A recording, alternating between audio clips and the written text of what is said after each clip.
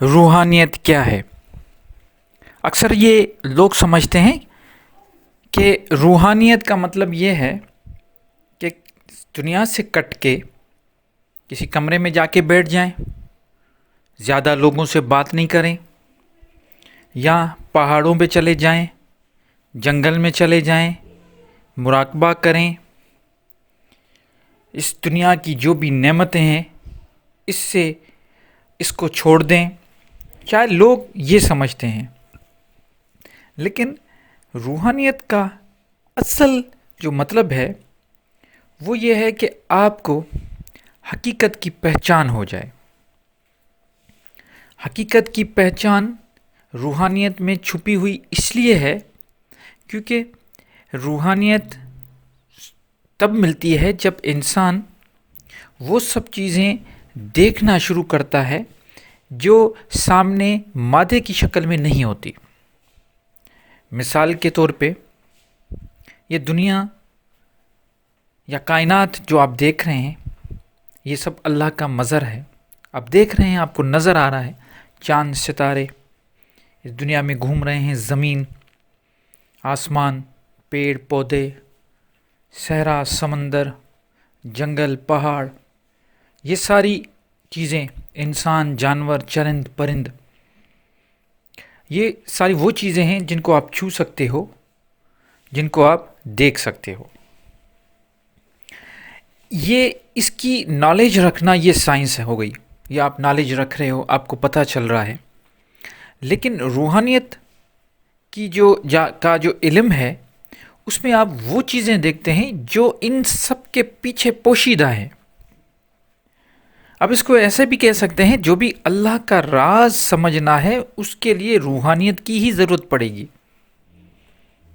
اللہ نے چھپا کے کچھ نہیں رکھا، بس یہ ایک وجودیت کا فلسفہ ہے کہ جو کچھ نظر آ رہا ہے بالکل تضاد میں اس کا بھی ایک وجود ہے جو نظر نہیں آ رہا۔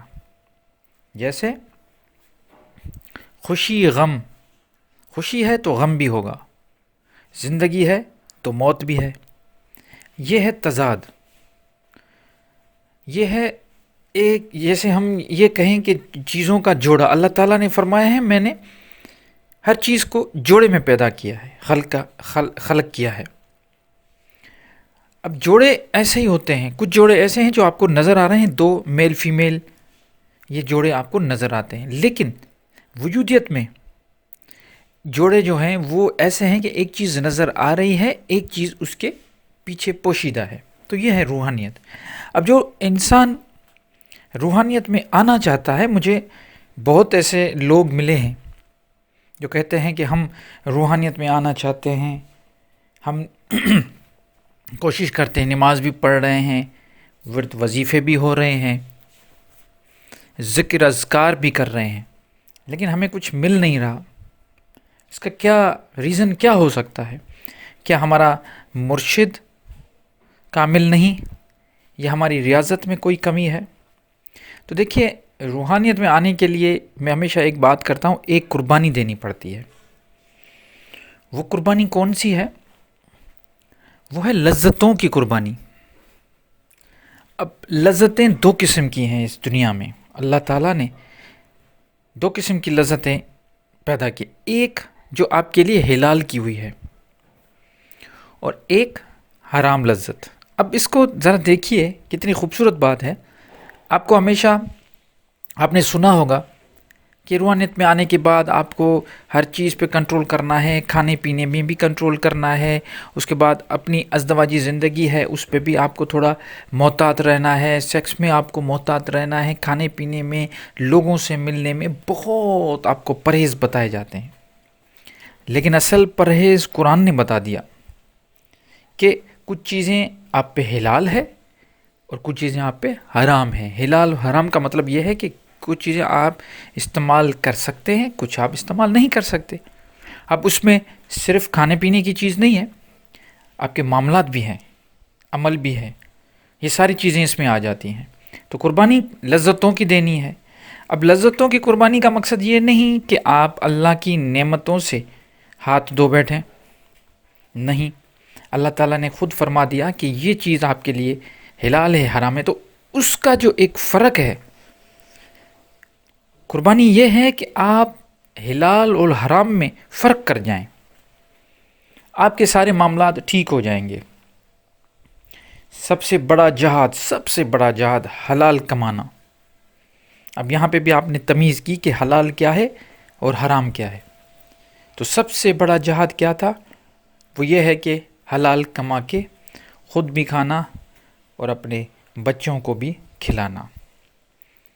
اس کے بعد جو رزق عطا کیا ہے اللہ تعالیٰ نے آپ کو، اس کی تمیز کرنا، یہ دیکھنا کہ اللہ تعالیٰ نے جو میں کھا رہا ہوں یا پی رہا ہوں اس کے لیے کوئی حرمت تو نہیں، اللہ تعالیٰ نے روکا تو نہیں، تو اس چیز کی بھی کمی، اس چیز کی بھی تمیز کرنا، یہ قربانی، لذتوں کی قربانی اس کو کہا جاتا ہے۔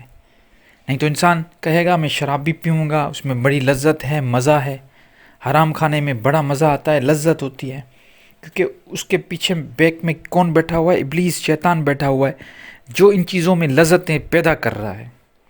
یا کسی مرد یا عورت کے ساتھ ریلیشن رکھنا، جو حرام ریلیشن ہے، اس میں بڑی ایک مزہ رکھا ہوا ہے، لوگ ایسا سمجھتے ہیں، ایسا ہوتا نہیں ہے ویسے، لیکن لوگوں کو فیل ایسا ہوتا ہے کہ اس میں بڑا مزہ ہے۔ یا باہر جا کے جاب میں یا اپنے بزنس میں کچھ ایسے دو نمبری کرنا جس سے بہت زیادہ پیسے آ جائیں، حرام کے پیسے، اس میں بھی بڑی لذت ہوتی ہے۔ تو یا دکھاوا کرنا، عبادت میں دکھاوا نہ کرنا، یا آپ کے اپنے والدین یا گھر والوں کے ساتھ آپ کا جو بیہیویئر ہے وہ اس کو دیکھنا، اپنے آپ کو کچھ سمجھنا، تکبر کرنا ایک بڑی لذت ہے۔ جھوٹ بولنا لذت میں آ جاتا ہے، حرام لذت میں۔ لذت کا مطلب یہ نہ سمجھیں آپ، میں بار بار کہہ رہا ہوں کہ ایک پازیٹیو ہے، ایک نیگیٹو ہے، ایک حلال ہے، ایک حرام ہے۔ جو آپ کے لیے اللہ تعالیٰ نے نعمت کی ہوئی ہے اس کو کبھی آپ کو نہیں چھوڑنا، وہ نعمت استعمال کرنی ہے اور اس پہ شکر اللہ کا کرنا ہے۔ آپ اگر گنیں گے نعمت تو اس کے بالکل برعکس اتنی ساری نیگیٹو چیزیں بھی پڑی ہوئی ہیں لذتوں والی، تو اس سے بچنا ہے۔ تو اس سے کیسے بچنا ہے؟ روحانیت میں اگر آ رہے ہو تو اس چیز کی تمیز کرو، اپنے آپ کو ان چیزوں سے بچاؤ۔ جو ان چیزوں سے جہاد کر کے، ان لذتوں سے، ان نیگیٹو، ان غلط چیزوں سے اپنے آپ کو بچا گیا، وہ روحانیت میں آ جائے گا خود بخود، اس کو پتہ بھی نہیں چلے گا۔ جب روحانیت میں آ جائے گا تو پھر کشف بھی ہوں گے، الہام بھی ہوں گے، بہت ساری ایسی اللہ کے راز آپ پہ عیاں ہوں گے، کھلیں گے۔ آپ کا جو زندگی کا طرز ہے، گزارنے کا طرز ہے، وہ بالکل چینج ہو جائے گا۔